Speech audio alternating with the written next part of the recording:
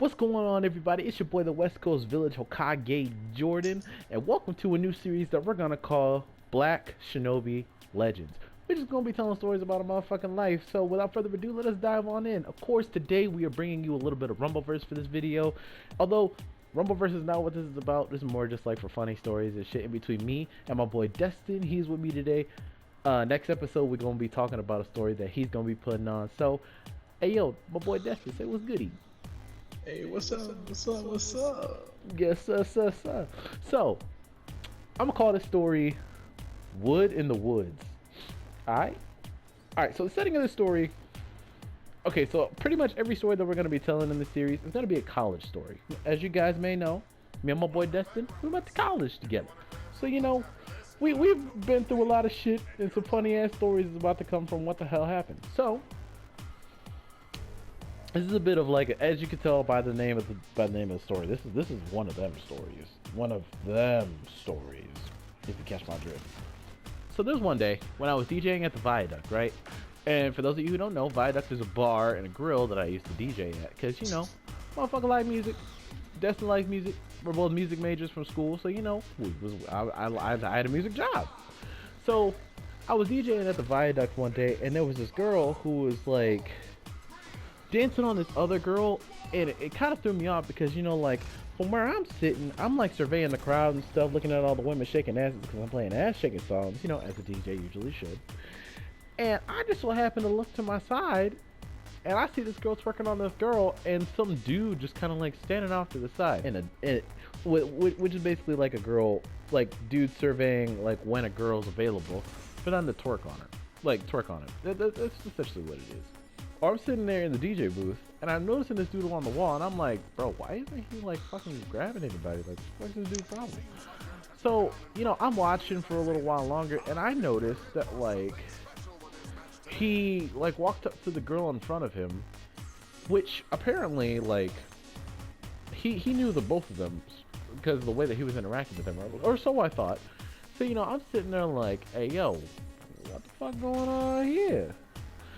So, you know, I'm sitting there surveying like the situation and stuff, seeing if like I need to intervene or some dude, because like if dudes are being a creep and I'm the DJ and I see it, like I'll be the good Samaritan. I'll notice them, and he tries to like make a move, and you know the girl in the back obliges by like twerking on, like bending over a little farther to twerk on him. But it's not like a good twerk. It's one of them like awkward ass, oh shit, you caught me off guard, type of twerks, you know. So I didn't think anything of it. I went back to what I was doing. A couple minutes later, the girl that was twerking on the other girl comes up in the booth and she requests a song. And I'm like, oh, okay. Like I got you. So I was like, you know what? Fuck it. I'm with it. So as I'm sitting there and I'm, you know, like surveying what the hell's going on, I'm like, so I'm sitting there and I'm like, shit, do you want to twerk on me? And she out of nowhere is like, oh, you know, like I'm a lesbian, like this is my girlfriend. And so I'm like, okay, you know, no problem with that. You know, I just left it at that because, you know, I don't want to like push anything. I don't want to push the envelope. I don't want to push the agenda if it's not gonna happen. Obviously, like sometimes you just gotta respect the space. You feel me?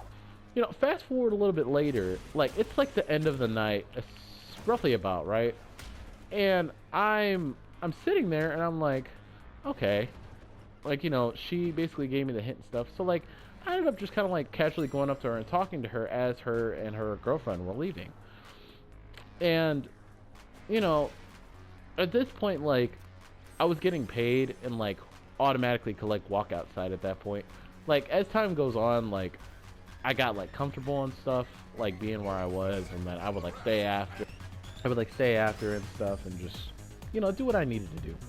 So like I walk outside with my book bag, they paid me up front, and you know, I'm sitting there talking to them, but like the girl not the girl that came up to me, but her girlfriend was like hardcore flirting with the dude, and I'm like, hey yo, like, does she not see her woman talking to this random ass dude? Like, what the fuck's going on? So, you know, we continue talking and stuff like that. You know, like, her girlfriend gets the dude's number, and he's like, hey, hit me up or whatever. And at this point, it's like late summer, but like early fall, like right before school started, type of thing. So it's nice outside, but for some reason it was just like super chilly that specific day. So she's like, it's cold. Like, she's like, are you walking home? And I was like, yeah. I'm like, I don't know how many blocks away, like this way. So she's like, oh, like hop in, like I'll give you a ride home, like that's fine. So I'm like, okay, like I'll take you up on that wholeheartedly. So what ends up happening is that I hop in the car and she drops her friend off at home first, and like I actually get to talking to her, and she's actually like a genuinely like nice person. Like, oh, like I'm not tripping. Like, here's the thing that threw me off. She apologized for saying that she was in a relationship, and my first thought is, this bitch just chipped me. Cause like my first reaction was like, she just said this shit so I wouldn't grind on her. But I'm the goddamn DJ. I deserve a dance. I literally sit there and watch pathetic ass dudes get ass all fucking night, and I can't do a goddamn thing about it. So I'm like, you know what? Nah, fuck that. Like, I was like low-key upset about it, but like at the same time, she was low-key just like kind of protecting her girlfriend, her quote-unquote like girlfriend. Like, you know how like all girls had that like, hey girlfriend type of relationship with people. So I deduced it as that, like she just didn't want her girl to be like grabbed by some random dude and have shit go sideways. So I was like, okay, like that's like honestly, like that's completely understandable to me. So I was like, you know what, that's cool. Like I ain't tripping. No, it's all water under the bridge. In the car, she's like, oh, well, like, I'd love to, she was like, I'd love to drive you home because, like, I wouldn't want you to basically, like, run around and, like, be out here in the cold. And even then, like, that's, like, a far walk, so, like, I don't want you to go that far. So I was like, nah, like, honestly, I got it. It's literally only, like, a 10-minute walk from here. But no, she decided that she wanted to drive me, and then she wanted to, like, park and talk. So, like, we parked and talked and stuff, and, like, after a little bit, she, like, starts leaning into my face while we're talking, and I was like, are you good? She was like, you're just cute. She was like, I never actually realized how cute you were until just now. And I was like, I don't know if that's an insult or a compliment, because, like, bitch, you should have said that shit before. So, a little bit of time passes, and I was like, all right, I think I'm gonna go in the house, She's like, okay. So she like gives me a hug, and she's like, thank you for a great night. Like, it was awesome. Like, we were on a date. And I was like, so weird. Like, why you over here, like, giving me all this? So fast forward, it's maybe like a week or two from then. I was at the Bear's Den, which is a karaoke bar in the same town. It's like right across town from, the bar that I work at. And it was one of the days when DJ Biscuit, my mentor, was like still DJing like some days, and I was DJing other days. So I essentially had like the day off. So I went to Bear's Den to go sing some karaoke because I'm a singer. And I just so happened to like look out of like the corner of my eye at my phone as I was talking to somebody, and I see Kayla's name pop up because she gave me her number like the day before. So I'm like, okay, like she's over here like giving me a text, let's see what's up, So I'm sitting there and I'm like, what could she be texting me about? And I read the text, and it was her saying, hey, I would really love to fuck you right now. And my first response was, what the fuck? Like I was up in like 3 turns or something like that. And so I like plotted out a given circumstance of like, by the time I needed to, maybe like by the time like a whole turn was up and it was my next turn, because there's usually like a gap of like 8 to 9 people in that distance. So I was like, you know what, maybe I can give myself the benefit of the doubt, fuck for like a whole turn and then do whatever, because it'll take like 45 minutes to like an hour until it gets back to me on my second turn. So I walked over to, the karaoke guy, and I'm like, hey, I'll be back, let my turn pass, and I'll come back on my next turn. And he was like, okay, that's cool. So I walked outside, she was already waiting for me. That was like green flag number 1. I was like, oh, she's ready to go. So like I got in her SUV and I was sitting there and I was like, so where are we going? Like, what are we doing? She was like, I don't know. Is there anywhere secluded that we would like to go? And I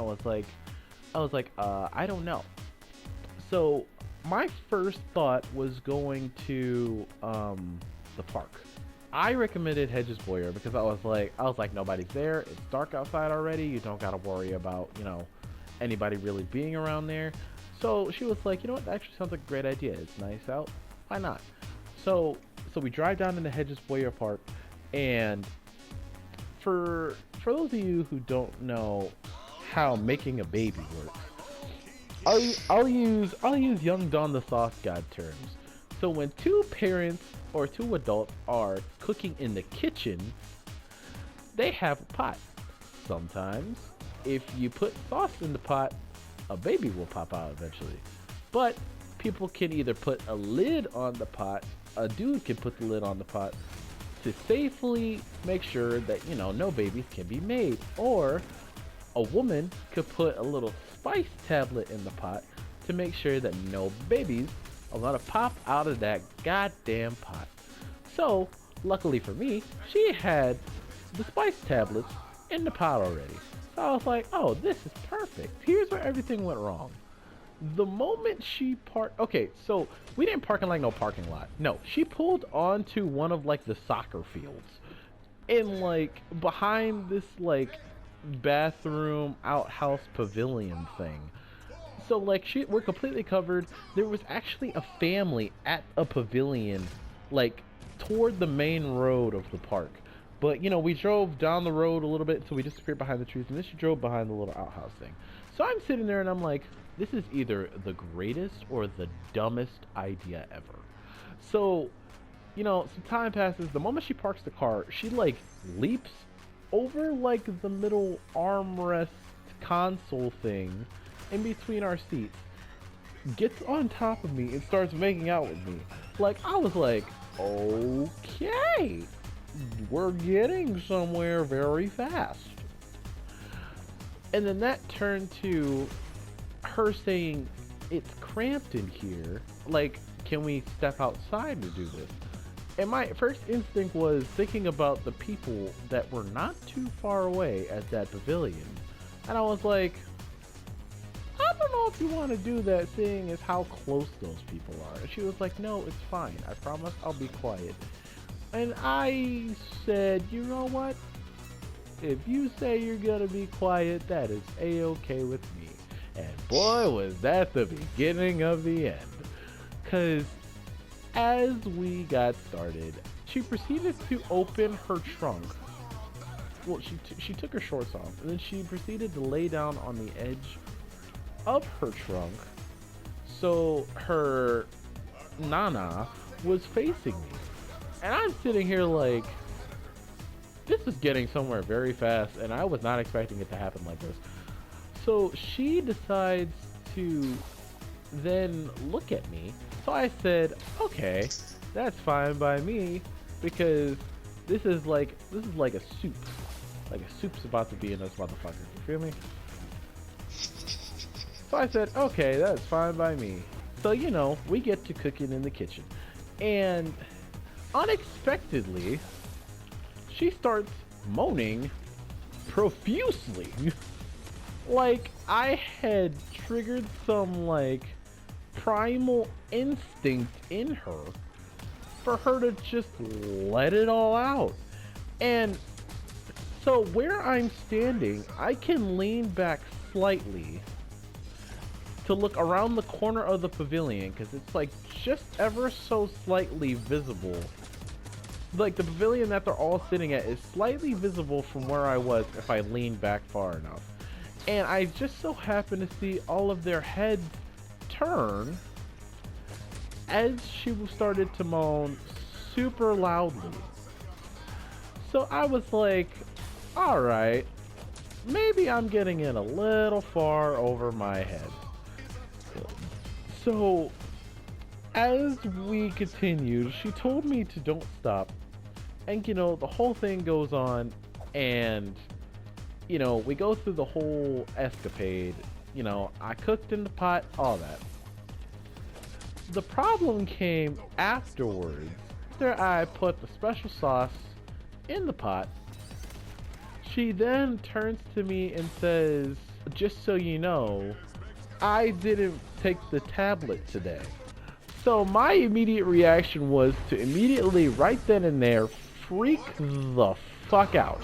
Not only was this a surprise to me, but also the fact that I am now possibly going to have a baby coming out of her pot.